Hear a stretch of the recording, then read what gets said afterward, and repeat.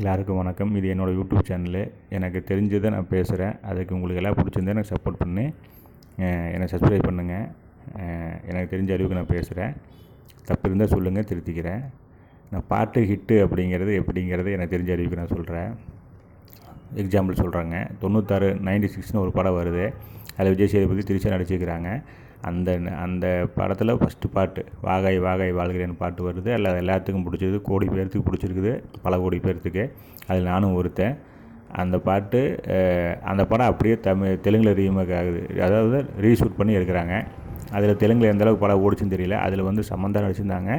Hero பேர் எனக்கு தெரியல, நடிச்சிருந்தாங்க. அந்த படத்தை அப்படியே டப் பண்ணுறாங்க.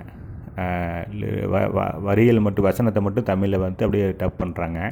அதில் ஒரு பாட்டு வருது. அதே அந்த வாகாய் வாகாய் வாழ்கிறேன் பாட்டு வருது. அந்த பாட்டு பயங்கரமாக இருக்குது. அதாவது வார்த்தைகள் அவ்வளோ அருமையாக இருக்குது. வரிகள் அவ்வளோ தெளிவு எழுதிக்கிறாங்க. அதாவது 96 படத்தில் வந்த ஃபஸ்ட்டு பாட்டு பயங்கர ஹிட்டு, பல கோடி பேர் பிடிச்சி அது இன்றைக்கு வரைக்கும், இந்த நொடி வரைக்கும் இன்னும் 50 வருஷம் கேட்குற அளவுக்கு வாய்ப்பு இருக்குது. ஆனால் அதை விட இன்னொரு படங்க அதிகமாக இந்த பாட்டு இருக்குது. அப்போ அந்த இயக்குனரும் சரி, அந்த மியூசிக் டைரக்டரும் சரி, அந்த வரிகள் எழுதின கவிஞரும் சரி, அது பாடின பாடகரும் சரி, எவ்வளோ மெனக்கெட்டுருப்பாங்க. ஏன்னா ஒரு பாட்டு ஹிட்டு கொடுத்துட்டாங்க. அந்த பாட்டை விட மறுபடியும் இந்த பாட்டு ஹிட் ஆகணும், இதையும் எல்லாத்துக்கும் பிடிக்க வைக்கணும் அப்படின்னு சொல்லி போட்டு எவ்வளோ மெனக்கெட்டுருப்பாங்க பாருங்கள்.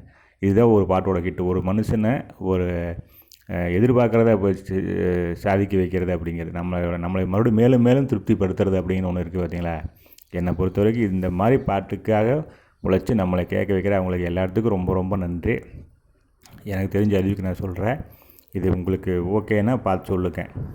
ஏன்னா அந்த பாட்டு நீங்கள் மறுபடியும் இது வரைக்கும் பல தடவை கேட்டிருப்பீங்க. ஆனால் மறுபடியும் நான் சொன்னதுக்காக ஒரு டைம் நீங்கள் வேணால் அந்த பாட்டை அமைதியான நிலைமையில் ஹெட்ஃபோன் 2 பக்கம் போட்டாலும் சரி, ஒரு பக்கம் மட்டும் வச்சு கேட்டாலும் சரி, தனிமையில் கேட்டு பாருங்கள். அந்த பாட்டோட வரிகள் எல்லாம் அவ்வளோ தெளிவாக இருக்குது. அவ்வளோ அருமையாக எழுதி வச்சுருப்பார் அவர் எழுதினது யாருன்னு எனக்கு தெரியல. நான் கணிக்கல. பாட்டு கேட்க அது பாட்டு பிடிச்சங்காட்டிக்கு எனக்கு அந்த பாட்டு கேட்கத்தான் தோணுது தவிர அதை பற்றின டீட்டெயில்ஸ் தொலை பிடிக்கலன்னு இல்லைங்க, தெரிஞ்சுக்கணும்னு அவசியப்படல. ஏன்னா எனக்கு வாழ்க்கைக்கு சம்மந்தப்பட்டதை கொடுத்துட்டாங்க. அது நான் எல்லாமே டீட்டெயில் தெரிஞ்சுதான் பேசணுங்கிறது இல்லைங்களா.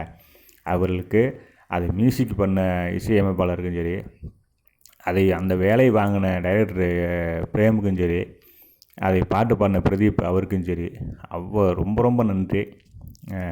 நீங்கள் யோசிச்சு பாருங்கள். ஒரு பாட்டு ஹிட்டு ஒன்று ஜெயிச்சுட்டு மறுபடியும் நம்மளே அதை பீட் பண்ணி ஜெயிச்சு மறுபடியும் அதே அளவு ஹிட்டு கொடுக்குற அளவுக்கு யோசிக்கிறாங்க அப்படின்னா இதுதானே திறமை, இதுதானே மக்களுக்கு வேணும். மக்களுக்கு எது சரி, மறுபடியும் அவங்களுக்கு எதாவது பிடிச்சது புதுசாக பண்ணிகிட்டே இருக்கணும் அப்படின்னு யோசிக்கிறாங்க பார்த்தீங்களா.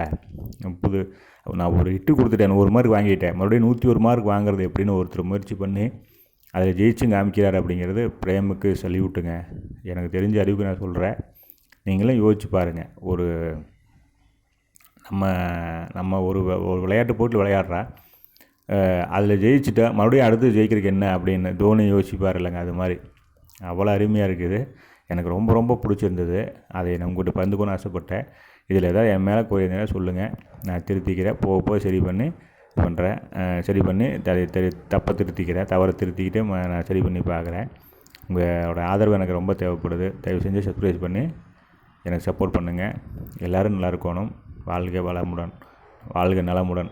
அனைவரும் எல்லோரும் நல்லா இருக்கட்டும். எல்லாத்துக்கும் நல்ல எண்ணங்களை விதைப்போம். நன்றி, வணக்கம்.